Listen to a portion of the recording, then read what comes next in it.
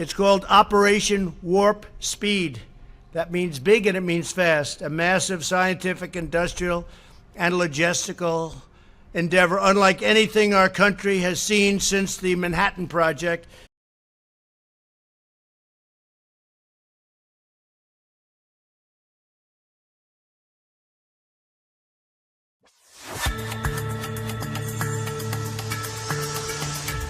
What do Spider-Man, Hiroshima, and tens of unsuspecting U.S. hospital patients have in common? Radiation exposure, which in the 1940s baffled scientists. In 1942, as the Second World War raged overseas, the U.S. government launched the Manhattan Project, a top-secret research program to create the world's first nuclear bomb. But no one knew how the radioactive materials used to build the bomb affected the human body.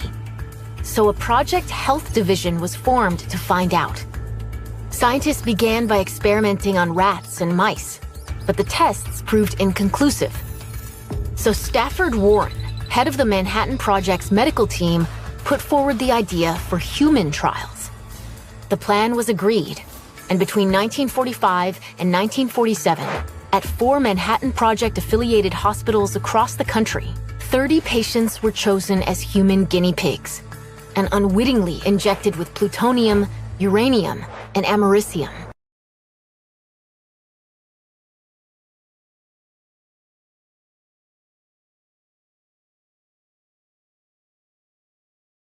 Scientists studied these subjects in secrets to find out how much radiation a human body could tolerate and develop new safety protocols. It remains unknown if the experiments contributed to the eventual deaths of the subjects. But in 1993, a sensational expose in the Albuquerque Tribune revealed details of the secret experiments for the very first time.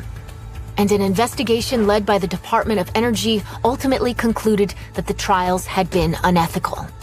In 1997, Congress passed new laws that prohibit secretive scientific experiments on humans to this day. Is it unethical for scientists to conduct experiments on the few in order to protect the many? We discovered soon after I entered office that with the specter of an atomic war looming like Armageddon, far nearer than it does today, the United States government actually did carry out on our citizens experiments involving radiation. Thousands of government-sponsored experiments did take place at hospitals, universities, and military bases around our nation. In one scientist injected plutonium into 18 patients without their knowledge. Informed consent means your doctor tells you the risk of the treatment you are about to undergo. In too many cases, informed consent was withheld. Americans were kept in the dark about the effects of what was being done to them. The deception extended beyond the test subjects themselves to encompass their families and the American people as a whole. For these experiments were kept secret, and they were shrouded not for a compelling reason of national security, but for the simple fear of embarrassment, and that was wrong. Informed consent, community right to know, our entire battery of essential human protections, all these grew up in response to the health and humanitarian crises of this 20th century. They are proof that we are equal to our challenges. Science is not ever simply objective. It emerges from the crucible of historical circumstances and personal experience. Let us remember, too, that cynicism about government has roots in historical circumstances. Because of stonewallings and evasions in the past, times when a family member or a neighbor suffered an injustice and had nowhere to turn and couldn't even get the facts, some Americans lost faith in the promise of our democracy. Government was very powerful, but very far away and not trusted to be ethical. The United States of America offers a sincere apology to those of our citizens who were subjected to these experiments, to their families, and to their communities. Spice here on Democracy Now!, democracynow.org, The War and Peace Report. I'm Amy Goodman. A White House bioethics commission has revealed gruesome new details about American-run venereal disease experiments on unsuspecting Guatemalans from 1946 to 48. The testing focused on sexually transmitted diseases and involved U.S. medical officials intentionally infecting Guatemalan sex workers, prisoners, soldiers, mental patients without their permission in order to study the effects of penicillin. The New York Times reports, quote, "When some of the men failed to become infected through sex, the bacteria were poured into scrapes made on the penises or faces or even injected by spinal puncture." President Obama personally apologized to Guatemalan President Alvaro Colom for the experiments last year after they were discovered. Since then, the Presidential Commission for the Study of Bioethical Issues has studied 125,000 pages of documents and sent investigators to Guatemala. On Tuesday, the commission concluded nearly 5,500 people were subjected to diagnostic testing in Guatemala and more than 1,300 exposed to venereal disease or by contact or inoculation. President Alvaro Colom has described the experiments as a crime against humanity and ordered his own investigation. The Guatemala program was discovered by Wellesley College professor Susan Reverby while she was researching the infamous Tuskegee experiments. Professor Reverby spoke to Democracy Now! Last year and described how much U.S. officials knew about the practices the program's architect, Dr. John Cutler, was engaged in. It's too easy to say, okay, this was a period when there wasn't research norms or any of the kind of regulations we've had in place since the mid-'70s. But Cutler's bosses at the Public Health Service knew this was sort of really on the edge. And the quote that I found that just really knocked me off the chair was one from the Surgeon General himself, who said, and this is secondhand, but it was in a letter to Cutler, where one of his colleagues said, the Surgeon General says, well, we couldn't do this in the United States. And that's just a stunning, absolutely stunning acknowledgement of what was going on. That was Wellesley College professor Susan Reverby speaking last year on Democracy Now! Members of the Bioethics Commission investigating the venereal disease experiments say they recalled Nazi experiments on Jews. They argue that Dr. Cutler, who died in 2003, must have known from the Nuremberg doctors' trials underway by 1946 that his work was unethical. Panel members endorsed the idea of creating a compensation fund for subjects who are harmed in the future or requiring researchers to buy insurance for that purpose. Some countries require these steps. The United States does not. Pulitzer Prize-winning reporter Eileen Wilson, her series came out in the Albuquerque Tribune, and she turned it into a book, The Plutonium Files.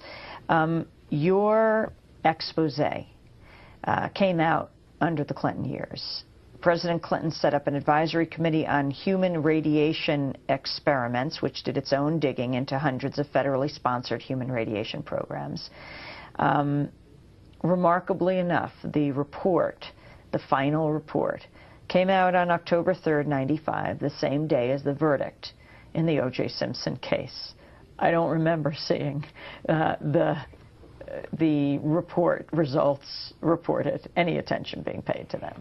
It was really unfortunate because everybody in the country was focused on O.J. Simpson, and or was it timed exactly right? Because let's remember, every day people were waiting for the O.J. Simpson verdict, so it clearly was not beyond the government commission to understand the attention of the nation was focused elsewhere. I hadn't thought about that, Amy. I mean, it's certainly a possibility. You know, so the results came out anyway. The results came out anyway, and nobody paid attention to it. And what were the results?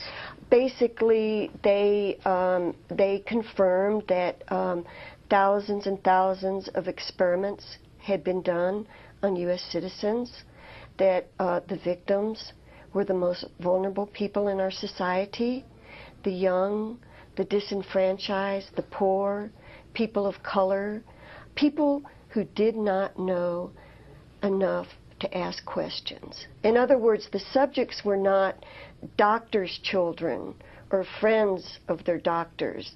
They were people who were vulnerable. In how many places in the United States? Fernald School in Massachusetts, the Cincinnati tests. Elmer Allen was at University of California, Berkeley. How many sites were these government scientists working in?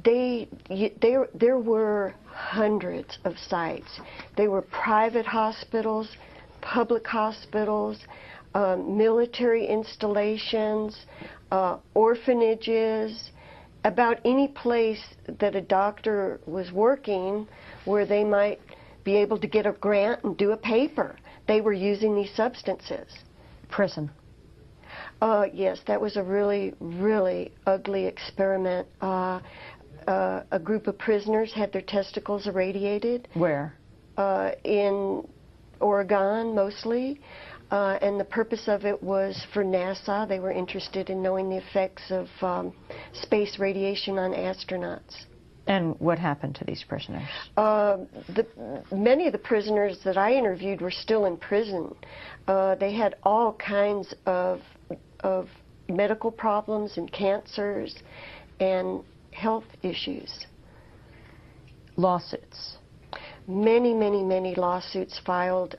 Some of the families were compensated. The plutonium patients got an average per family of $400,000. I think that was the largest. And their patients at other sites around the country got lesser amounts. What about today? Do you think we have learned anything? And as people listen to this, I'm sure there are many who will start to wonder. I think that the way to safeguard yourself, you as a patient or your loved ones as patients, is by asking questions. And the other way to prevent these things from happening again is to make sure that what we do is open and available to the public, because openness is a disinfectant and it keeps these kind of malignant, unethical experiments from happening. And yet we have entered an age of perhaps greater secrecy than ever before. That's correct. In fact, I realized as I was doing my book, my intuition told me this was a small window that was closing, and I don't think that today I could get some of the documents that I was able to get for this book. Soldiers? Soldiers, thousands of soldiers were used in bomb tests in Nevada. How? Well, they were ordered into the blast area within minutes after a detonation. They flew in, Air Force pilots flew into radioactive clouds. They detonated atomic bombs in the Pacific. The soldiers and sailors were then ordered in to retrieve various instruments that were contaminated. And then there were not the people who were personally fed the radioisotopes, the kids at the Fernald School, or the women who were given these so-called vitamin cocktails that were actually radioactive. But there was the dispersing of radioactivity in the air over cities, at schools. That's correct. One of the most famous is the Green Run at the Hanford Reservation, in which they in Washington State. In Washington State, in which they released radioiodine, and the prairie was very hot. But that was one of the controversial findings in this committee report.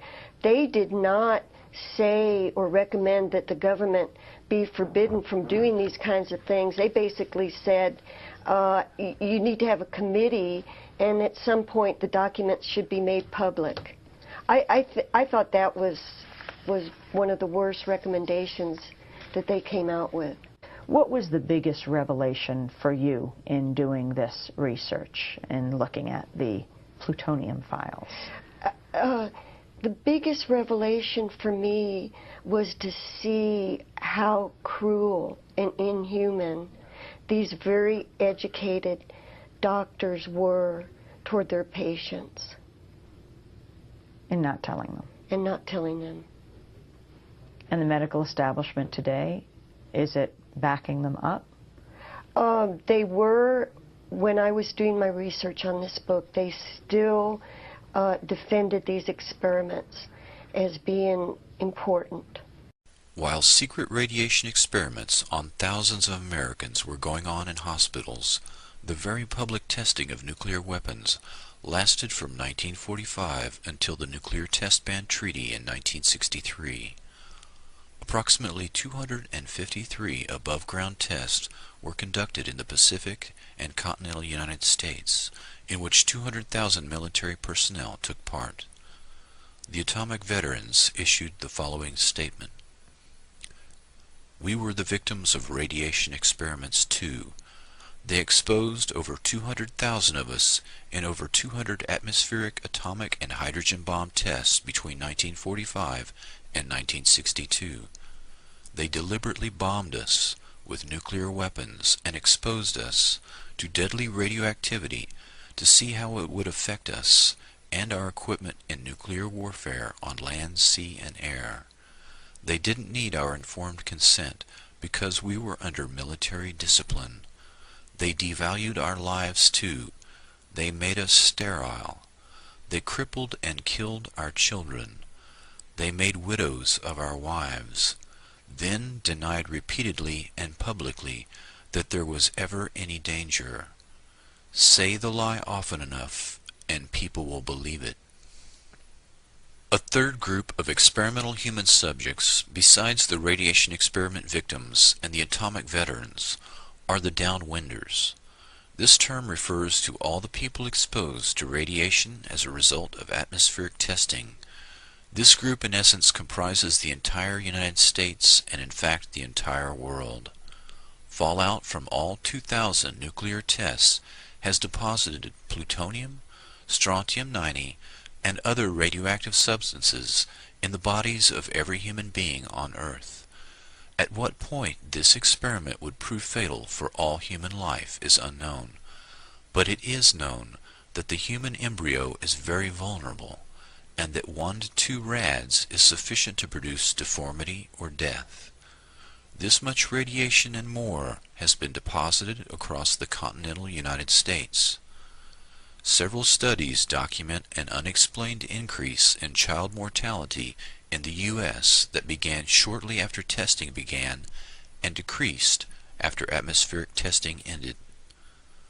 The government held hearings in the 1990s and gave monetary compensation to some individuals injected with plutonium, but not the thousands of others injured in secret testing. The government's report is largely a whitewash. Few victims were compensated, and no scientist or government employee was ever punished.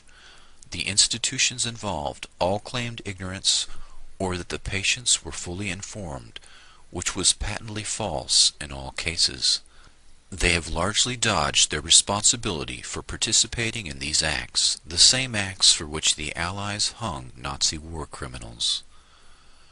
After the 1995 Presidential Advisory Committee on Human Radiation Experiments submitted its final report, the children of the deceased plutonium victims had the following statements. Quote, I guess the government really won. All the culprits that planned and executed this thing got away with it. For them to say that a little apology is enough is just beyond belief. I do feel betrayed, and I feel abused by this committee's report. Nuclear explosions produce plutonium oxide, which is deposited in the lungs and lymph nodes and cannot be detected in the urine. The human experimental subjects were injected with a different form, plutonium citrate or plutonium nitrate, which does not show up in the urine. 30 years of testing urine from those exposed in above-ground nuclear tests has led to thousands of tests that show a false negative, meaning that the tests were scientifically useless. It had all been for nothing.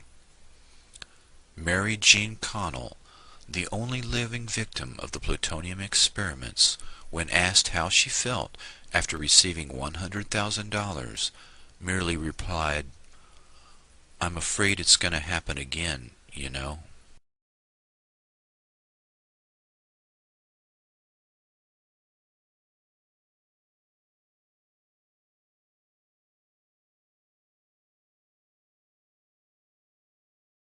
This next story is so unbelievable, we didn't think it could possibly be true. But after receiving thousands of records and declassified reports from the Army, it's confirmed that during the Cold War, the United States military conducted secret tests on unsuspecting people in the city of St. Louis.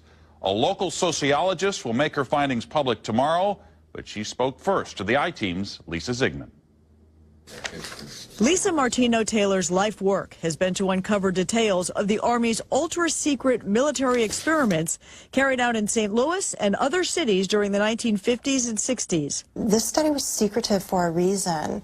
They didn't have volunteers stepping up and saying, yeah, I'll breathe zinc cadmium sulfide with radioactive particles. These Army archive pictures show how the tests were done in Corpus Christi, Texas in the 1960s. In Texas, planes were used to drop the chemical, but in St. Louis, the Army placed chemical sprayers on buildings and station wagons. City officials were kept in the dark about the tests. The Cold War cover story was that the Army was testing smoke screens to protect cities from a Russian attack. The truth, according to Martino-Taylor, was much more sinister. It's pretty shocking. The level of duplicity and secrecy, clearly they went to great lengths to deceive people. By making hundreds of Freedom of Information Act requests, she uncovered once classified documents that confirm the spraying of zinc cadmium sulfide. The greatest concentration of this compound was sprayed near the Pruitt-Igoe housing complex just south of downtown St. Louis. It was home to 10,000 low-income people, and an estimated 70% were under the age of 12. Martino-Taylor claims they all unknowingly inhaled this compound morning, noon, and night so the government could measure its effects on their lungs. So this is in violation of all medical ethics, all international codes, and the military's own policy at that time. In 1994, then Congressman Richard Gephardt asked the Army to open its records and explain the St. Louis testing. We want to make very sure that nothing went on that would harm anyone and that all the facts are out on the table. Documents released in the 90s show the Army placed sprayers on this former Knights of Columbus building on Lindell and in Forest Park. The Army always insisted the chemical compound was safe. Martino-Taylor believes documents prove otherwise. There's a lot of evidence that indicates that people in St. Louis, in the city, particularly in minority communities, were subjected to military tests that was connected to a larger radiological weapons development and testing project. For the first time, she links the St. Louis testing to a company called U.S. Radium, a company notorious for lawsuits involving radioactive contamination of its workers. United States Radium had this reputation where they had been found legally liable decades prior for producing a radioactive powdered paint that killed many young women who painted fluorescent watch dials. While the Army admits it added a fluorescent substance to the zinc-cadmium compound, details of whether it was radioactive remain secret. Documents uncovered to date indicate the Army never conducted follow-up studies to see whether the compound caused long-term health issues. In 1972, after years of crime, poverty, and decline, the government destroyed the Pruitt-Igoe housing complex. Lisa Zigman, News Channel 5, I-Team. Now, the company U.S. Radium no longer exists. Martino-Taylor has placed all of her research, including the declassified documents, online, and will link you to that data at ksdk.com. Now, she will make all of her findings public tomorrow at St. Louis Community College Merrimack campus. In the meantime, if you remember the spraying, the I-Team's Lisa Zigman would like to hear from you. You can email her at lzigman@ksdk.com. February 1956. In the heart of New York, Operation Big City was underway. A Ford Mercury, specially adapted with a hidden exhaust pipe, pumped out bacteria onto the streets of Manhattan.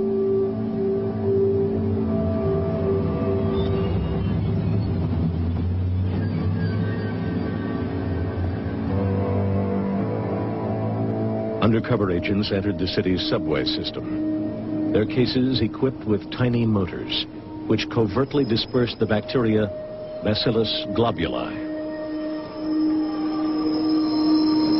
10 years later, the Army returned.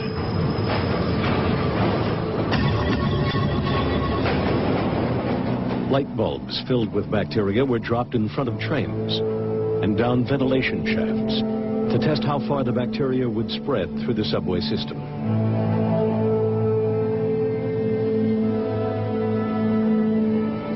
For years, these public experiments were kept secret from the citizens of New York.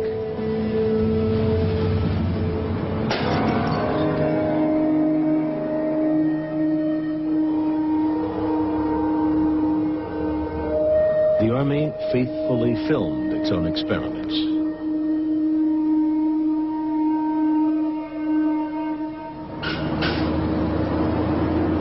This Washington, D.C. bus station was the site of another secret test. 30 similar trials were conducted at public locations all across America. One of the earliest experiments had fatal consequences. In 1951, the Army sprayed the bacteria Serratia marcescens over San Francisco. 11 hospital patients developed a mysterious infection, and within days, Edward Nevin died from an illness caused by the same bacteria.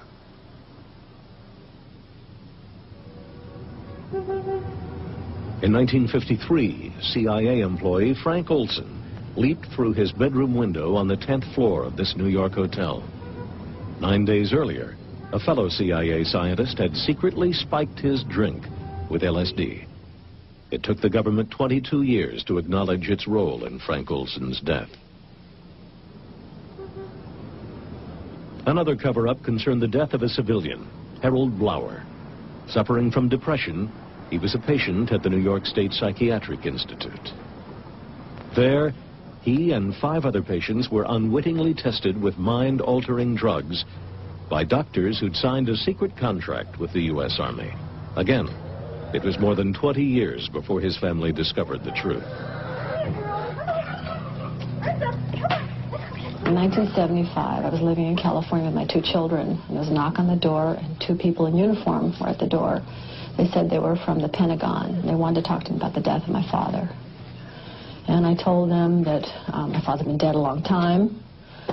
They came in and they told me that they had found papers at the Edgewood Arsenal in Maryland. And these papers had information about my father's death. It took Harold Blower's family 15 years of fighting the government in court before a judge's ruling established the facts. On January 8, 1953, between 9:53 and 9:57 a.m., my father was injected with 450 milligrams, or 6.47 milligrams kilograms of body weight of EA1298. According to the drug study notes, at 9:57, my father became very restless and had to be restrained by the nurse. He began sweating profusely and flailing his arms wildly. At 10:01, he pulled up in bed, his body stiffened, his teeth clenched, and he began frothing at the mouth. Similar reactions continued for over an hour. My father was still talking and moving his legs randomly at 11:05. Finally, at about 1.5 hours after the injection had begun, my father lapsed into a coma. He was pronounced dead at 12:15 p.m. It's also known that the Army and Navy have a history of conducting secret risk assessments designed to test the vulnerability of American cities and civilians to biological attacks. Since the 1950s, whole cities have been bombarded with live bacteria, supposedly harmless, but causing illness and death for some Americans who are immunocompromised or who have respiratory ailments. And these kinds of things just need to be stopped, and there has to be some accountability. In the 1950s and 60s, the U.S. Army staged mock biological attacks on major American underground systems. According to Army documents, on the 8th of June 1966, more than 1 million unsuspecting commuters aboard the New York City subway were exposed to supposedly harmless anthrax simulant spores. Could the 2001 anthrax attacks have been another risk assessment test? This morning, we just received a new report on the contamination of Coldwater Creek. And within about the last half hour or so, we got a new look at what the government knew about radioactive waste in the St. Louis area. News Source Caroline Hecker live in our newsroom explaining why members of a local advocacy group say the findings are worse than they thought. Well, Claire, this report you see right here on the Associated Press's website really is the culmination of 15,000 pages of government documents related to this nuclear contamination problem. That group you referenced, Just Moms STL, got their hands on those documents. They then turned them over to the Associated Press and a couple of other organizations who then released this report you're seeing within the last half an hour. Now, the report is quick to point out that it found no evidence of criminal wrongdoing after canvassing hundreds of internal memos, inspection reports, and other documents. But what it did find, it says, is repeated instances where companies, contractors, or the government could have addressed major problems and didn't. All of this, again, stemming from the handling of radioactive waste from the Manhattan Project. From 1942 to 1957, uranium was processed in downtown St. Louis for the nation's nuclear weapons program. Later, the uranium processing was then moved to a site near Weldon Spring in St. Charles County. Now, among other findings, the group says that the documents reveal that the contamination was more widespread than previously thought, and they allege the government officials concealed the extent of the risks to the public. And they know that it's getting in the creek, and you're getting ready to flip a page, and you're like, please, the next page, do the right thing. But you know they didn't, and you know they're not gonna, and the consequence is my best friend. So it was really hard. Now, Just Moms STL says they felt it was their obligation, their duty to not only submit a Freedom of Information request to get their hands on these documents, but to read through them themselves and then ultimately give them so that the public would ultimately be able to also see what they consisted of. Cleanup efforts at this point, guys, towards taxpayers, north of $1 billion, and it's anticipated that many millions more will be needed to ultimately get the job done. We're live in the newsroom this morning. Caroline Hecker, News 4. Much anticipated information people are looking to see. Okay, thank you very much, Caroline. Richie Spice here on Democracy Now!, democracynow.org, The War and Peace Report. I'm Amy Goodman. A White House bioethics commission has revealed gruesome new details about American-run venereal disease experiments on unsuspecting Guatemalans from 1946 to 48.